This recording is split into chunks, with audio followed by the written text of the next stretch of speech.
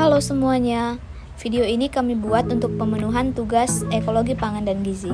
Kelompok kami terdiri dari Dina, Grace Nadia, Lisna Handayani, dan Octavia Ferawati. Makanan tabu adalah larangan untuk mengonsumsi suatu makanan tertentu, karena apabila melanggar terdapat ancaman atau hukuman kepada orang yang mengkonsumsinya. Faktor-faktor yang mendasari makanan tabu: yang pertama, magis; yang kedua, kepercayaan; yang ketiga, adat istiadat; dan yang keempat, kesehatan. Ada beberapa contoh makanan tabu untuk ibu hamil di suku Banjar. Yang pertama, bakso; yang kedua, ikan lele; yang ketiga, telur; dan yang keempat, cumi-cumi. Dampak makanan tabu bagi ibu hamil. Makanan tabu ini dapat menyebabkan resiko mengalami kekurangan protein, bahkan pembentuk sel janin dapat terganggu.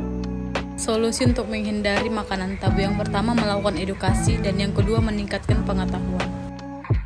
Simpulannya, masih banyak sekali makanan yang ditabukan oleh suku Banjar untuk ibu hamil. Padahal di masa tersebut kebutuhan gizi pada ibu hamil meningkat, sehingga konsumsi makanannya juga harus bergizi dan beragam.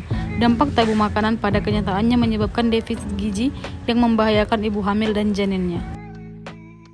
Penerapan bioteknologi di bidang pangan. Bioteknologi pangan adalah bioteknologi yang digunakan untuk menghasilkan produk makanan dengan memanfaatkan mikroorganisme. Contoh produk bioteknologi di bidang pangan ada tape, yogurt, keju, tempe, kecap, roti, dan minuman beralkohol. Pada kesempatan ini kita akan membahas tentang tape. Tape dibuat dengan memanfaatkan mikroorganisme yang ada dalam ragi tape. Salah satu mikroorganisme yang berperan dalam pembuatan tape adalah Saccharomyces cerevisiae. Mikroorganisme yang terdapat pada ragi tape memiliki peranan yang sinergis, artinya mikroorganisme tersebut akan bekerja sama untuk mengubah bahan baku dari singkong menjadi tape. Proses inilah yang membuat tape berasa masam. Glukosa yang dihasilkan dari proses tersebut difermentasi menjadi alkohol oleh Saccharomyces cerevisiae. Proses ini menyebabkan tape memiliki aroma yang khas.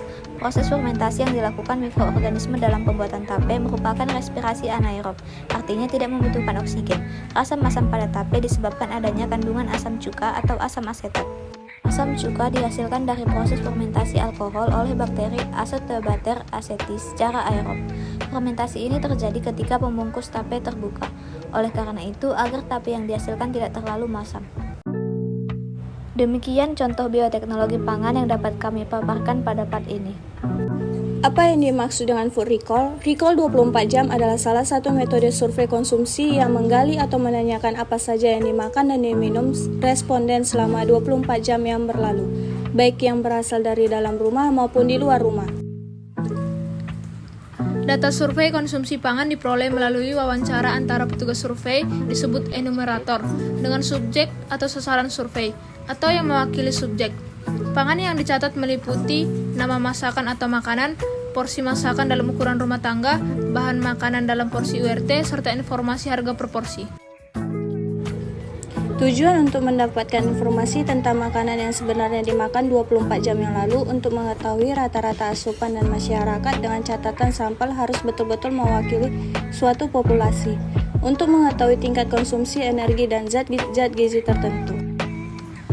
Ruang lingkup. Yang pertama dapat digunakan dalam skala nasional, rumah tangga, dan individu. Yang kedua, paling umum digunakan di tempat pelayanan kesehatan seperti rumah sakit.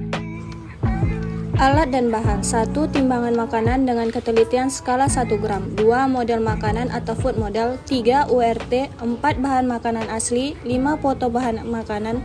6. Daftar komposisi bahan makanan atau DKBM. 7. Daftar kandungan zat gizi makanan jajanan atau DKGZ. 8. Daftar konversi berat mentah massa atau DKMM. 9. Daftar konversi penyerapan minyak atau DKPM. Langkah food recall. Yang pertama, petugas menanyakan konsumsi pangan periode 24 jam yang lalu dan mencatat dalam URT.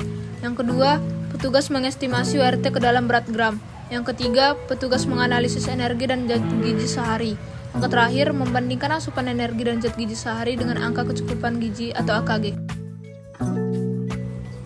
Keunggulan food recall: yang pertama, akurasi data dapat diandalkan. Kedua, tidak membahayakan. Ketiga, murah, tidak memerlukan biaya tinggi. Keempat, lebih objektif dari metode riwayat memakan.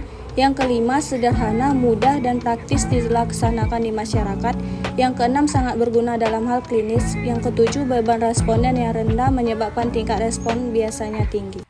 Dan kelemahannya adalah yang pertama, sangat tergantung pada daya ingat. Yang kedua, cenderung terjadi kesalahan dalam memperkirakan ukuran porsi. Yang ketiga, tidak dapat menggambarkan asupan makan sehari-hari bila recall dilakukan hanya 1 hari. Yang keempat, proses memasukkan data memerlukan tenaga dan waktu khusus. Yang kelima, pewawancara harus mendapat pelatihan yang baik.